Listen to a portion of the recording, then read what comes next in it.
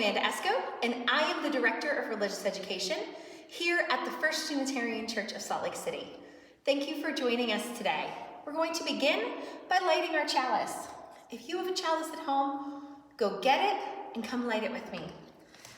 Today's intention for our chalice lighting is joy, and our action will be service. We light this chalice for joy. In the spirit of service, we gather together in community to learn, to grow, and to serve. Well, spring is in the air, as you can see with my daffodils here. Last weekend at First Church, we spent some time outside in the sunshine. We planted flowers. I'm so glad that the seasons are changing and that we get to be in this space together, both in person and virtually.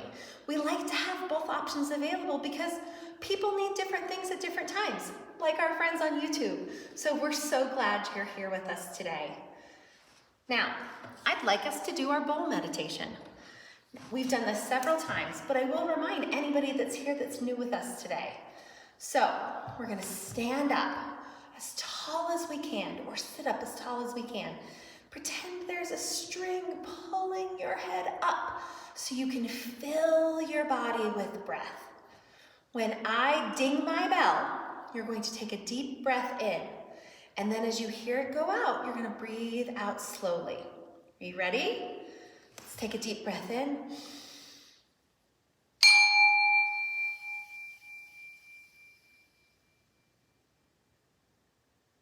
Let's do that 2 more times. I also, as I'm standing up so tall, feeling my feet into the ground, I also like to close my eyes. It helps me stop and be present in this moment. Let's do this again.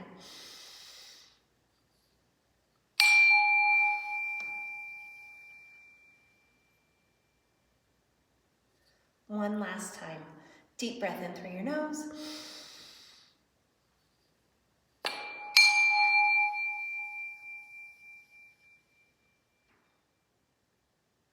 Breathing out.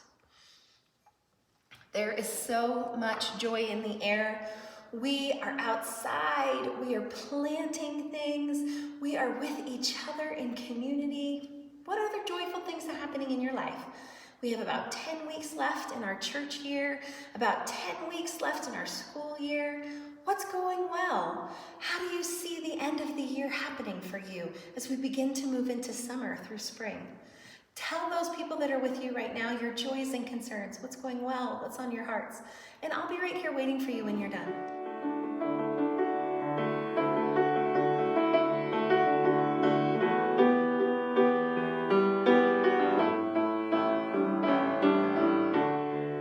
Thank you for sharing your joys and concerns. The people with you want to hear what's in your hearts and on your minds.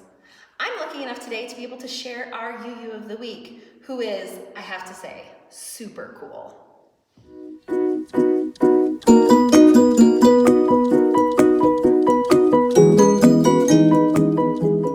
Have you ever sat in church and really listened to how the music made you feel and think to yourself, I want to perform like that one day?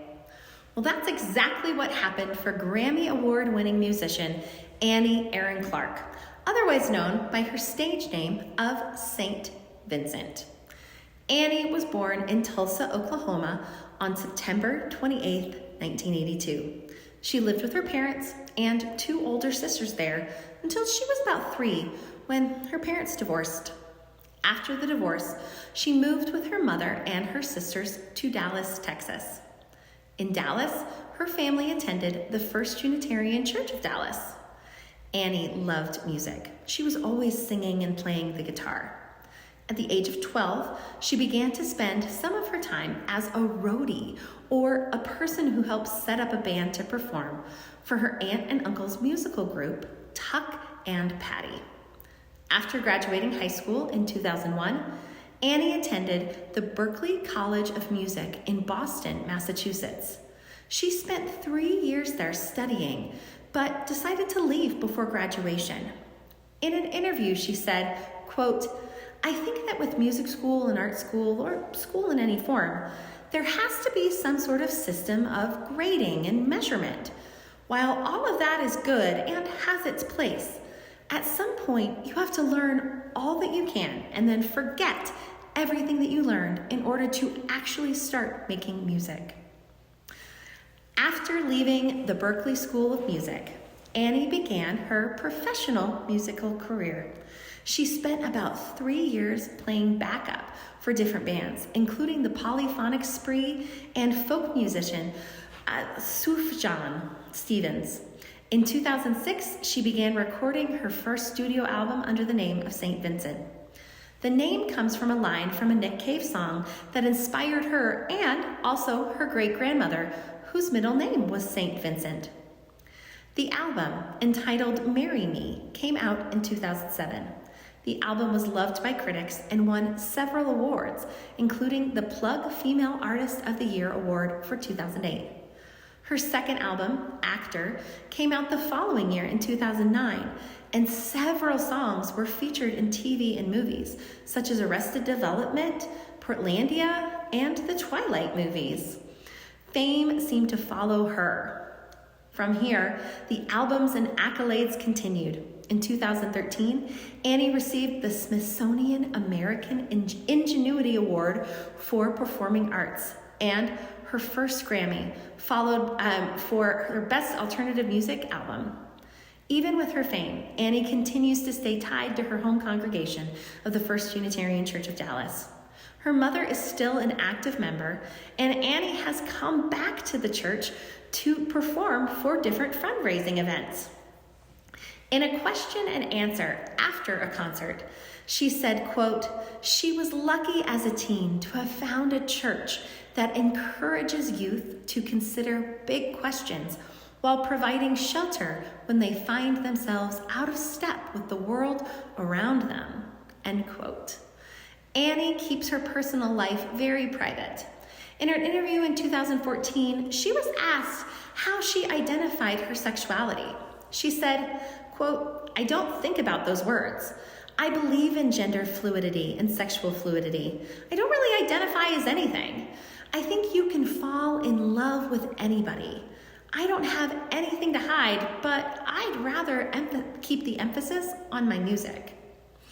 Annie continues to release new music and performs around the world. To date, she has made 6 albums and received 20 major awards and over 40 different nominations. She is an example of how modern Unitarian Universalists continue to share their art with the world. Hello and welcome to the Wonder Box. My name is Lissa Lander, and I'm the Religious Education Assistant right here at the First Unitarian Church of Salt Lake City. Let's see what's in our Wonder Box. It's loud and heavy, guys. It could only be books that we could use to help each other learn. Sounds like number 3 today, guys. So the Unitarian Universalist Church is non-dogmatic, and that means that we don't have rules that our members have to follow. The UU Church is also non-creedal, and that's a fancy word that just means that we don't have a unifying idea that we all believe in. Like, for example, the Christian belief that Jesus died for our sins so we could all go to heaven. Many UUs do have personal creeds and dogmas, though. Some of our members are also Christians, humanists, Buddhists, Jews, pagans, Hindu. Oh, the list goes on and on. But coming from different faith backgrounds or combining your UU faith with another only makes our conversations about faith all the more interesting. So our third principle speaks to us about having an open conversation about faith and learning from each other as we grow and change on our own spiritual paths. The exact word for the third principle are acceptance of one another and encouragement to spiritual growth in our congregations. In our song, we sing 3, we help each other learn, remember?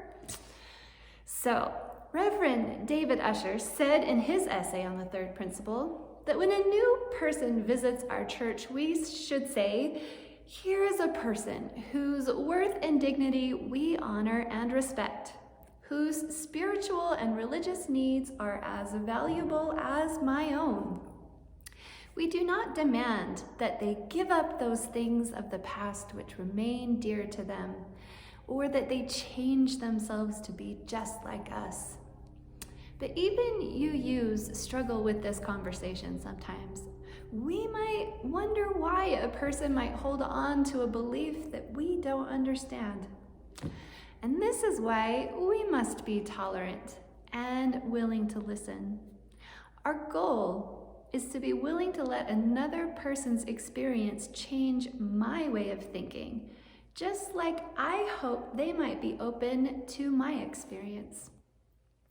Reverend Rob Hardy's said, quote, "Spiritual growth isn't about a vertical ascent to heaven, but about growth in every dimension at once.